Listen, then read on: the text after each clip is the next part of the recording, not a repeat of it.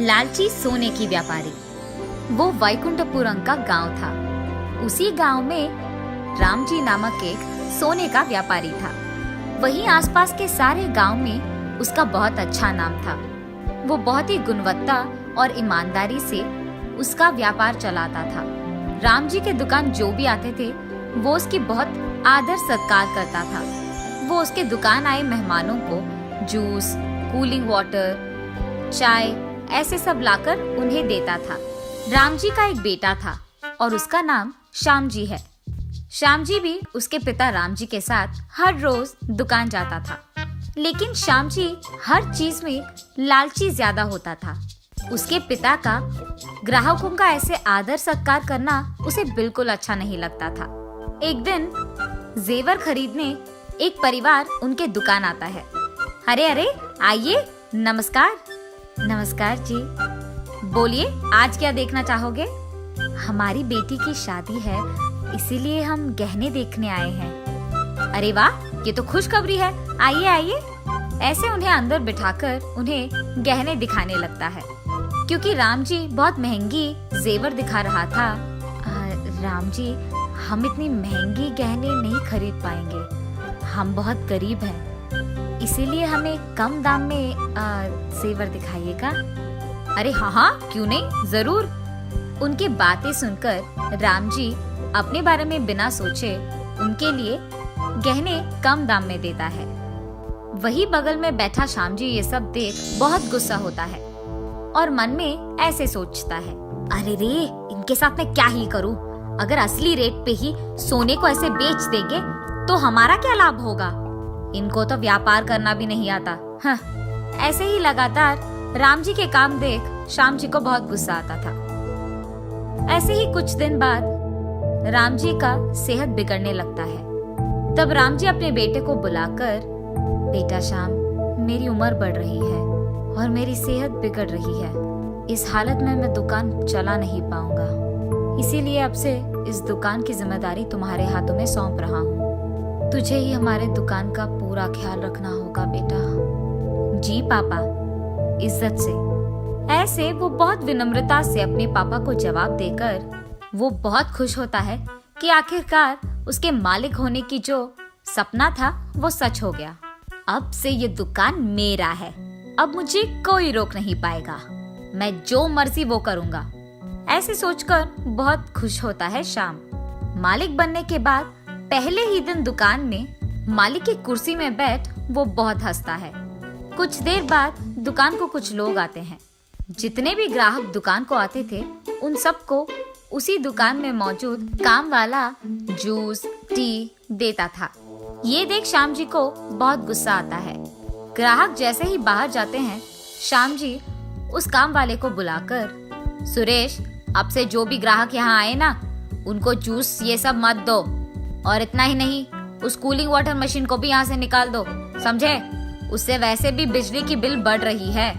उस cooling machine के बजाय एक मटके को लाकर यहाँ डाल दो। ऐसे ही वो दुकान में बहुत कुछ बदल देता है। ऐसे ही गहनों का दाम बढ़ाकर श्याम जी उन पे बहुत कमाता है। ये सब करके श्याम जी को गर्व होता है कि उसके पिता ने भी इतनी अच्छी व्यापार नहीं किया है। कुछ ही सालों में बहुत सारे पैसे कमाकर बहुत बड़े और महंगी गाड़ियां खरीदता है श्याम जी। श्याम जी को ऐसे अमीर बनते देख एक तरफ राम जी को गर्व होता है कि उसका बेटा बहुत अमीर बन गया, लेकिन दूसरी तरफ उसे दुख भी था कि उसका बेटा लोगों के भरोसे का फायदा उठा रहा है। ऐसे ही कुछ समय के बाद एक अमीर आदमी एक बड़ी और महंगी गाड़ी में उनके दुकान आता है। उस आदमी को आते देख श्याम जी, अरे लग रहा है कि ये बहुत अमीर आदमी है, इस पे तो मैं बहुत बड़ा लाभ बना सकता हूँ, ऐसे सोचता है। वो आदमी कार से उतरकर अंदर आता है। अरे सर, आइए आइए, स्वागत है आपका। बोलिए क्या देखेंगे आप? नमस्कार श्याम जी, मेरा नाम कुमार है। बहुत ही जल्द मेरी शादी होने वाली है, मुझे महंगी गहने दिखाइए। कुमार की बातें सुन श्याम जी में लालच आता है। उसके दुकान में मौजूद गहनों का दाम बढ़ाकर कुमार को दिखाता है। अरे वाह, ये तो बहुत सुंदर है। ऐसे ही मुझे कुछ डिजाइन्स में गहने चाहिए, क्या वो कर पाओगे? ऐसे पूछता है कुमार। अरे जरूर साहब, अब इस सब के लिए 10 लाख का खर्च होगा। कोई नहीं, मैं भर दूंगा। ऐसे कहकर थोड़े पैसे एडवांस में देकर कुमार वहां से चले जाता है। उस एक आदमी के पास इतना सारा पैसा देख श्यामजी सोचता है कि उस अमीर आदमी को आसानी से धोखा दिया जा सकता है और इसीलिए उसी की लालच में वो कुमार को धोखा देने के लिए योजना बनाते रहता है। वो ये फैसला करता है कि इससे पहले कि कुमार उससे सारे गहने ले ले, वो उनमें से कुछ गहनों को नकली गहनों से बदल देगा और कुमार के आने से पहले ही उसके सोच के अनुसार ही वो उनमें से कुछ गहनों को नकली वालों से बदल देता है। कुमार आकर बाकी पैसे भरकर उन सारे गहनों को लेकर वहां से चले जाता है। कुमार की शादी आ ही जाती है। उस दिन उसके लाए हुए गहने सारे लोग पहनते हैं और क्योंकि कुमार के पिताजी का एक दोस्त सोने का व्यापारी था, कुमार के कई बहनों में से एक बहन के गहनों को देख उस आदमी को समझ आता है कि वो नकली हैं। वो कुमार के बहन के पास जाकर ऐसे पूछता है, बेटी तुम लोग तो बहुत अमीर हो, ऐसे नकली जेवर और गहने पहनने की क्या जरूरत है? ये सुनकर वही मौजूद कुमार चौंक जाता है। क्या नकली जेवर? अरे नहीं अंकल, ये तो मैंने राम जी के दुकान में बनवाए हैं। और वो आदमी कुमार से ये कहता है, नहीं बेटा, मैं भी तो गहनों का व्यापारी हूँ, मुझे नकली और असली में फर्क दिखाई देता है। ये साफ साफ नकली है, तुमको धोखा दिया गया है। लेकिन राम जी तो बहुत अच्छे इंसान हैं, हम जैसे गहनों के व्यापारी के लिए तो वो बहुत प्रेरणा देते हैं, कहीं कोई गलती हुआ होगा। चलो हम उसके दुकान जाकर पूछते हैं। सभी मिलकर राम जी के दुकान जाते हैं। श्याम जी, ये क्या है? आपने मुझे नकली जेवर दिए हैं, ये असली ही नहीं है। अरे ये क्या मजाक सूझ रहा है आपको? मैंने तो आपको असली गहने ही दिए थे, आपने कहीं और बदल कर मेरे पास आकर पूछ रहे हो। अरे मुझे ऐसे करने की क्या जरूरत है श्याम जी? मैं आप पर पुलिस कंप्लेंट दूंगा। क्या आप डरा रहे हो क्या? कुमार के साथ आया बुजुर्ग, बेटा मैं भी गहनों का व्यापारी हूँ और तुम्हारे पापा का बहुत अच्छा दोस्त भी। तुम अपने पिता को बुलाओ, मैं बात करूँगा, ऐसे कहता है। तब श्याम जी उसके दुकान में मौजूद काम वाले को उसके घर बेचकर राम जी को बुलवाता है। राम जी जब ये सब सुनता है तो ऐसे कहता है, अरे आप डरिए मत, मैंने तो इस दुकान में सीसीटीवी कैमरा लगवाया है, उसमें देखेंगे तो गलती किसकी है ये पता चल जाएगा।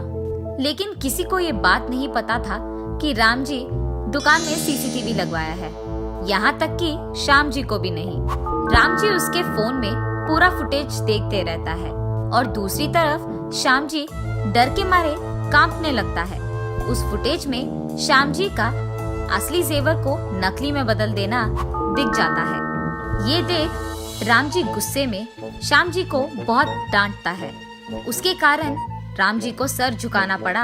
ये कहता है उसके बेटे की गलती के लिए राम जी माफी मांगता है और क्योंकि श्याम जी को उसकी गलती का एहसास होना चाहिए, वो खुद पुलिस को वहाँ बुलाता है। कानून के सामने सभी एक हैं, ऐसे कहता है राम जी। लेकिन वहाँ मौजूद लोग, राम जी ऐसे मत करिए, उसको पुलिस के हवाले मत कीजिए, वो लालची जरूर है मगर उसको पता नहीं था कि आपको सिर झुकाना पड़ेगा, सोचा नहीं होगा बेचारा, आप ऐसे मत करिए, आपको बाद में बहुत दुख होगा। राम जी उनकी बातें मानकर उनके असली जेवर को उनको पहुंचाकर उनको वहां से भिजा देता है।